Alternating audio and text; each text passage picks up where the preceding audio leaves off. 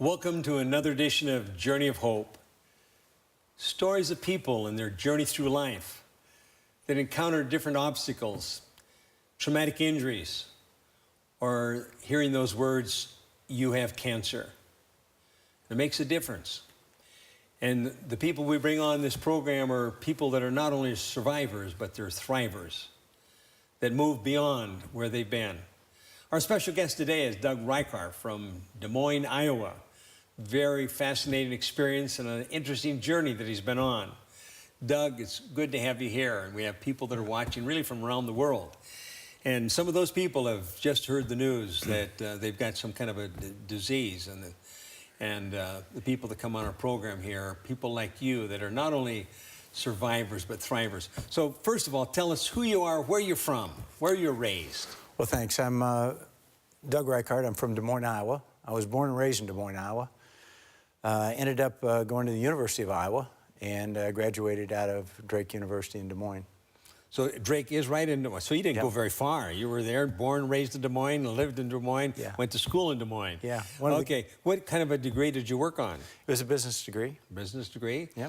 Okay, so you graduated from Drake, and I've heard of Drake. I didn't realize it was in Des Moines. So after you got your degree, what did you do?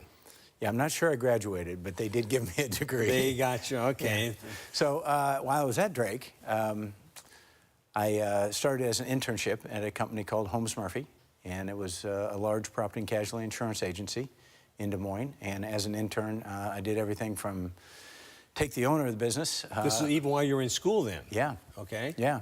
So Mr. Murphy had cancer, and about the time I was hired, they discovered it. And so my job was to take him around the city and let him go see his friends and business acquaintances and customers all around the city. He's the owner? He was the owner of the business. Okay.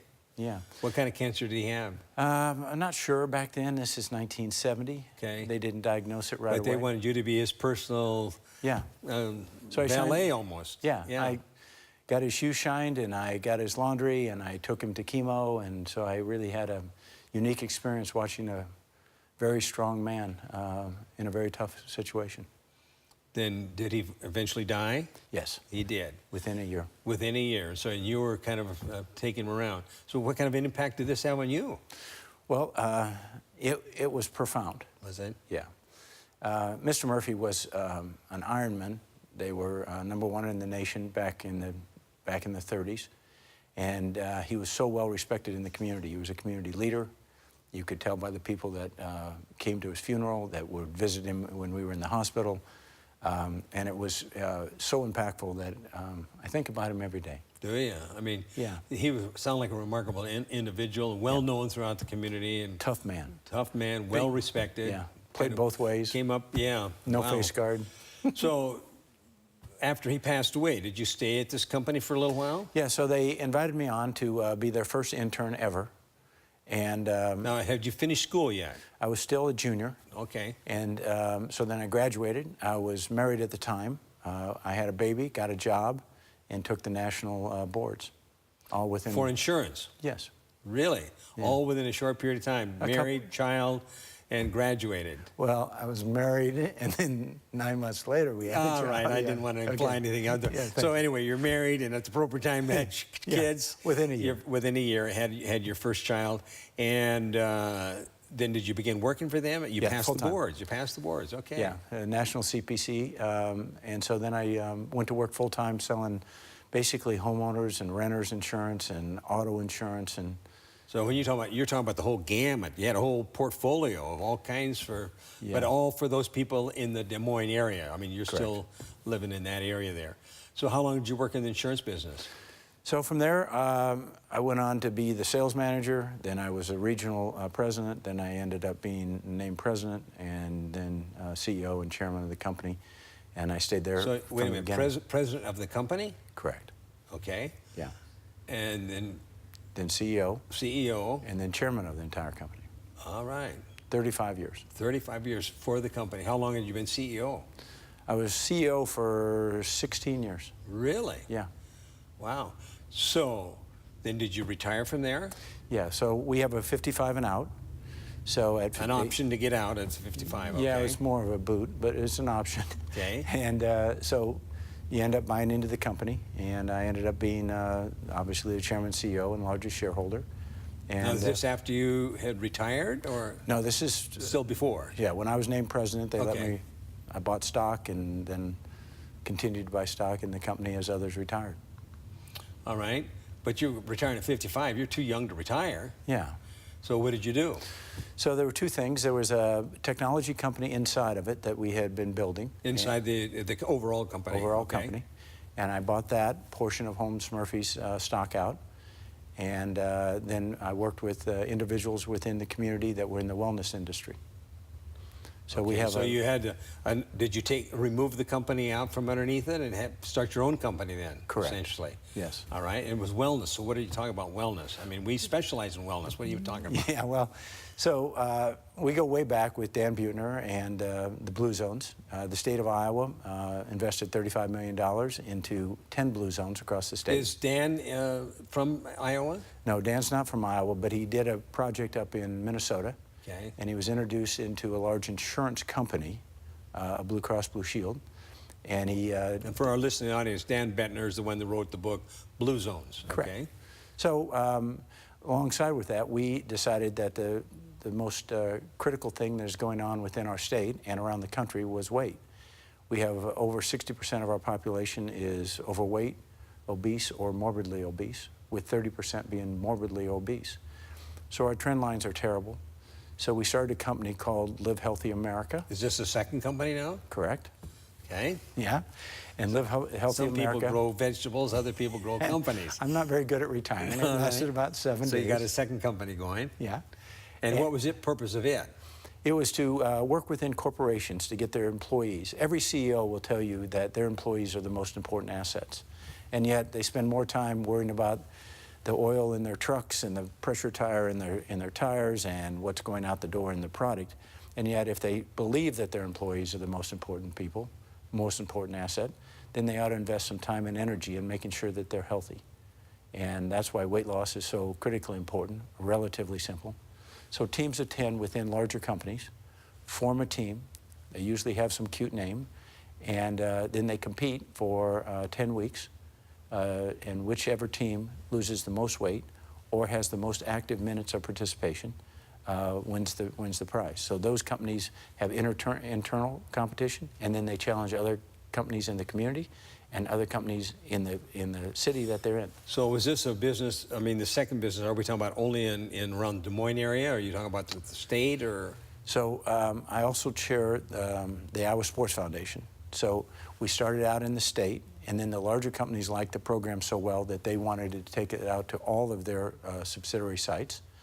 So then once we got outside the state, we separated the Iowa company from the national company. So we have Live Healthy Iowa and Live Healthy America.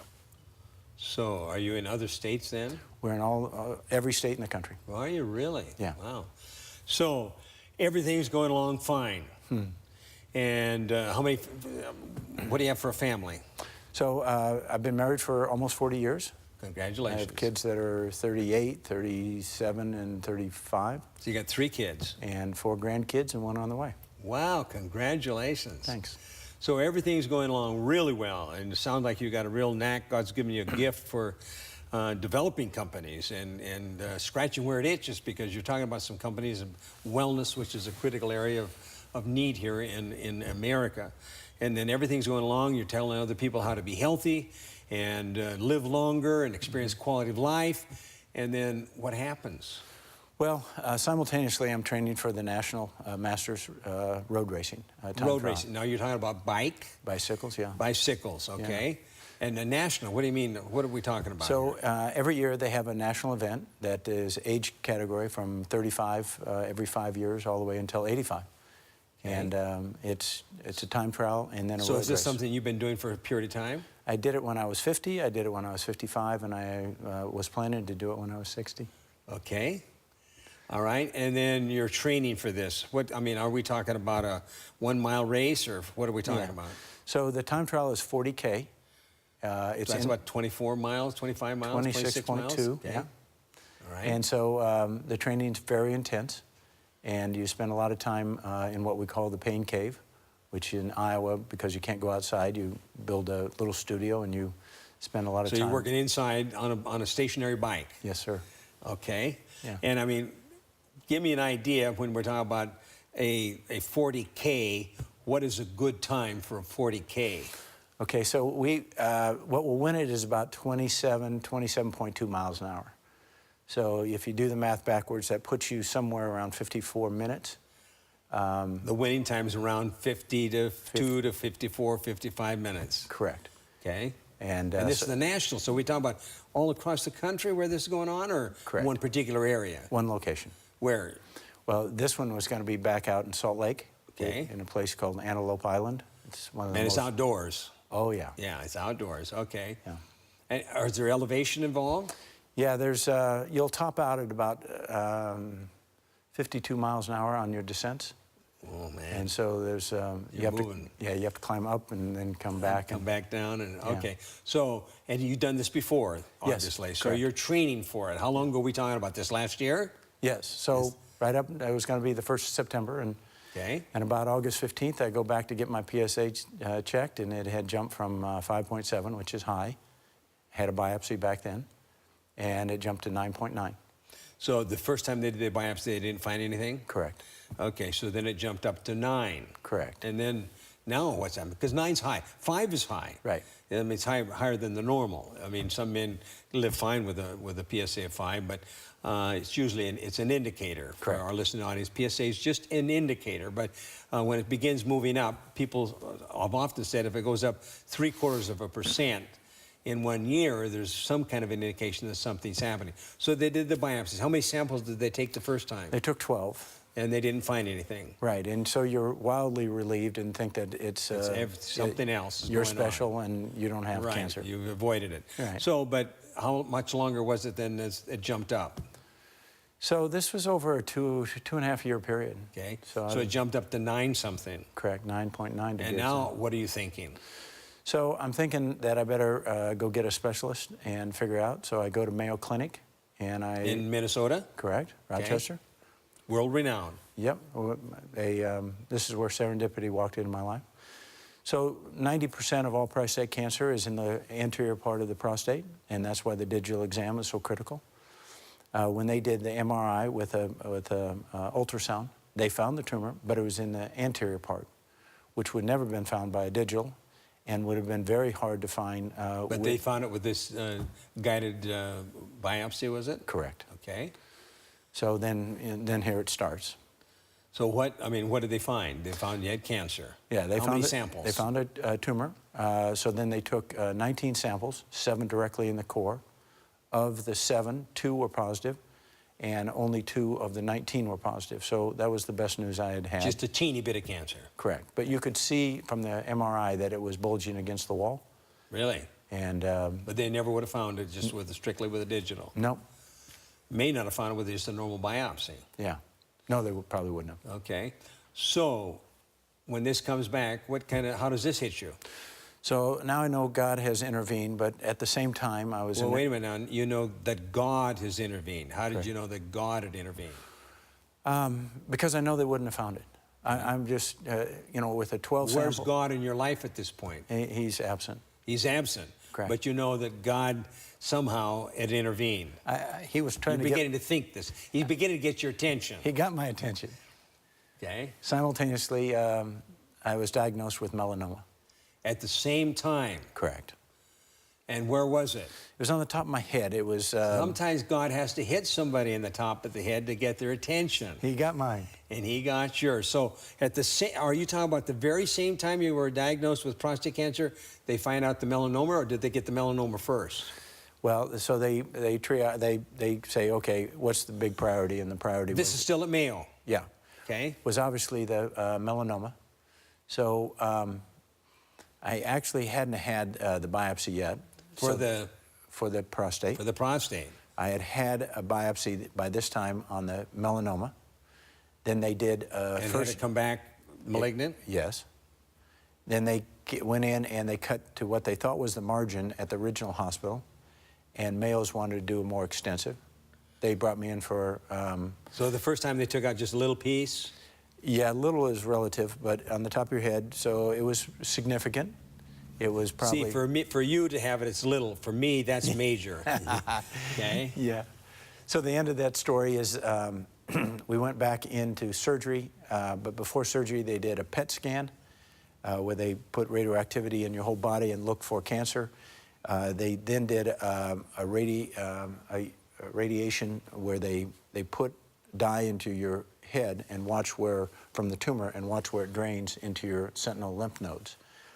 And so I'm going through a lot at this period of time. All this is happening all at the same time. Right.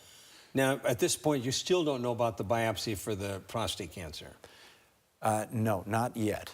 Not Okay. yet. So but it's all happening all yeah, at the same time. It's just a matter of which is announced first. Right. So we've seen the tumor in the prostate. Oh, you've already seen it. Oh, okay, but you haven't had the biopsy. Biopsy. And because they went back to the melanoma first.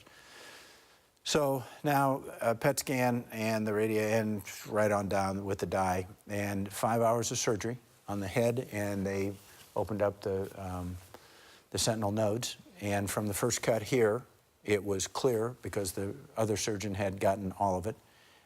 They went very deep and very large. And You're about coming down here now? And then they came down here and took 8 lymph nodes just to be sure, and all those were clean. And this is all based upon the melanoma at the top of your skull? Correct. Okay. Now, have they taken a larger section at this point? So then that was the surgery where they took the larger section and opened up the throat. Down here, Yep. okay. And so I come out of that after 5.5 hours. You can imagine, you know, the jubilation of what we heard from the surgeons. My wife, obviously. Clean margins.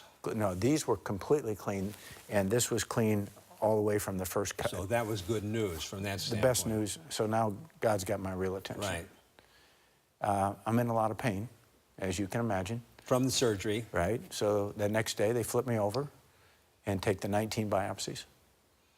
So you, the next day, they're not messing around. No. When they get your attention, they do the surgery, 5 hours of surgery, 5.5 hours of surgery, and the next day, well, you're probably still kind of rum-dum from the first surgery. Yeah. Also in pain from the first surgery. Correct. But they're probably giving you some kind of medication to kind of keep you calmed down. And would you please turn over on your side? We're going to do a little bit more. Yeah. Wow. And so how many samples did they take there? 19. 19. And this is the second time you've had a biopsy. Correct. Yeah, some guys like biopsies. Yeah. I don't know why. Well, Second the doctor time, says it doesn't hurt. And they get 19. Yeah. So how long did it take before they came back with an analysis of that? You already knew they saw a tumor. You just didn't know whether it was malignant. Correct. Okay. And so it was in just the next few days. And it came back. Right. So your head's got to be spinning. Yeah, so I was tired and I was scared. That's only normal. Yeah.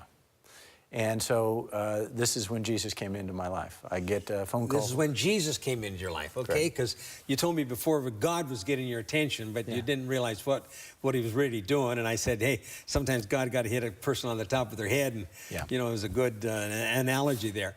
So what happened? This is when Jesus came into your life. So before this, it seemed like I asked your wife the other day, what's your religious background? And if I remember correctly, I thought she said atheist. Yeah, close. Pretty close, okay, maybe agnostic. Yeah. Anyway, so when you say this, when Jesus began coming into your life, what happened? So when you're tired and you're scared, you reach for people that have probably gone through the same thing. And I had a daughter, brilliant, beautiful, valedictorian, class president, go through some struggles. And she was very close to suicide. And she found Jesus with no parental influence. No parental influence, at least not from her parental influence, okay? So she found Jesus. Did it make a difference in her life? That was about 8 years prior to this, and it saved her life. She will tell you, if she was sitting right here, no question, no medication was going to help. She had been through all that. No therapy was going to help. She had been through that. Not exercise, not, you know, none of the hormone corrections were helping, and she found Jesus. Now, if I heard correctly, she'd been diagnosed bipolar. Correct. And on all kinds of medications to help with being bipolar. but she was still having all kinds of issues. But when she found Jesus, what happened? She will tell you that from the first day she felt different, and then every day she got stronger, she felt better. And what about all the medication she was taking? Not on any medication. Finding Jesus made a difference. Now, Yeah. that doesn't always happen. Some people find Jesus and they still have to have the medications, but in your daughter's case, he freed her from all of that. So, you're upset, you're concerned, you're scared, you've got 2 different kinds of cancer, so you're going to find somebody that you can count on, some support. So, did you call your daughter? I called my daughter, and we were talking as... you're going to make me cry here. It's all right. Okay, so we were talking, and she said that when I came to her and would listen and understand, that I helped her through the very tough time, and now it was her turn. In other words, she was reflecting back, and when she was really going through some terrible times, as a father, you were there and you listened and were there for her. And now it was her turn? Yeah. Is that what she's saying? Yep. And she actually used the phrase, sometimes God has got to hit you on top of the head to get your attention. She said, you've been a great business person, you've been a community leader, you've been a faithful husband, you've been a great parent, but that's not what God wants. He wants your heart. Your daughter told you this. Mm-hmm. And you're on the other end of the phone. And what then? What do you mean? When I stopped crying like a baby? No. What I mean, you told me she said she wanted to do something for you. Yeah. So she said, "Well, what do you feel like?" And I said, "Will you pray with me?" You asked her. Yeah. Will you pray? Because you knew she was a praying person. And I wasn't. Yeah. I wouldn't know what to say or who to ask. So, what did she pray? She just talked. That's what prayer is. Yeah. Just talking to God as if to a friend. And she's a pro. And she's a pro. So she's talking in your behalf, on her dad's behalf, to her Father in heaven. And what did she ask for? I mean, she asked or talk or pray, or do you remember anything about what she prayed? I was pretty much in a zone, but I could feel that she was talking with him, and she asked for him to give me the strength and to give me my health back if it was his choosing. Doug, that's a remarkable story and a remarkable testimony. And I have wonderful news. God's not through with you yet. I mean, he's got special plans for you. So anyway, you're praying, and you're not praying, she's praying. And what's happened since then on your religious journey? Well, so you can imagine I'm not sleeping. Yeah. Because everything is running through your head. Everything's coming down on you. Everything. And so I slept for the first time. And had a sense of peace then. Yeah. And then I decided to do what I do best, which is to go to work and figure out where the best place in the world to get treated. So I've had the best surgeons in the world. At Mayo. At Mayo. Take care of the serious stuff. And I went to work to find out what the best place in the world was to take care of the prostate cancer. And how did you come to the conclusion of coming to Loma Linda? Well, I would say it was serendipity or... Serendipity. See, you've heard me say, nobody comes to Loma Linda by accident. Yeah. Or the big guy stepped in, and I met a random guy, just meeting some guys for dinner, and there was a guy that was sitting by himself, and I went to, as I would, just go up to say hi to him, and 90 seconds later, he's telling me his prostate cancer. He has no idea what I've been through, not a clue. And the next 90 seconds, he's talking about this incredible facility in Loma Linda, California. And I'm thinking, Loma Linda, well, Dan Buettner, Walton Finger, this is one of the blue zones, how can this be?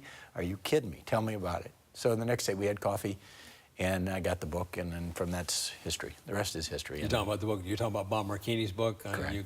Yeah. Yeah. An amazing story. So you came to Loma Linda, you're finishing your treatments, ready to go back.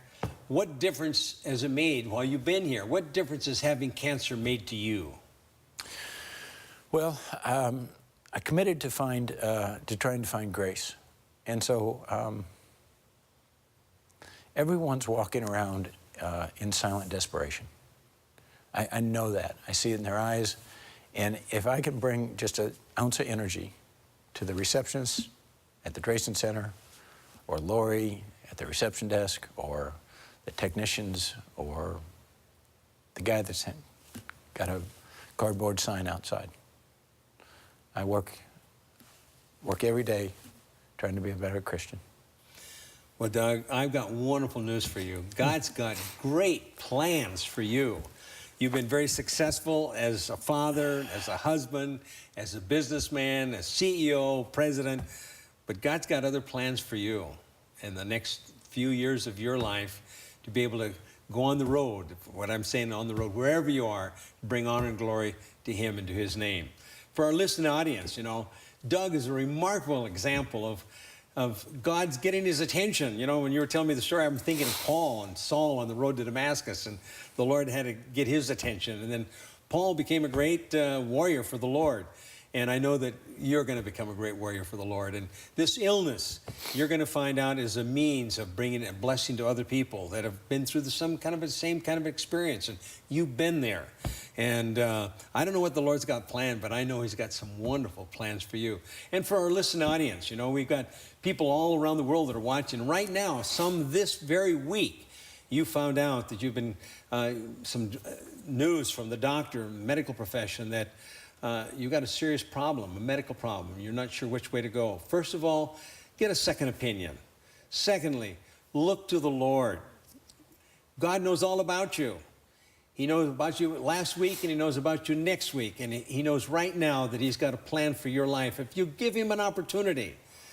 And like Doug, you know, God had to knock him on the head, figuratively speaking. But He's got his attention, and He's got wonderful plans for him, and He's got wonderful plans for you if you'll just give Him an opportunity.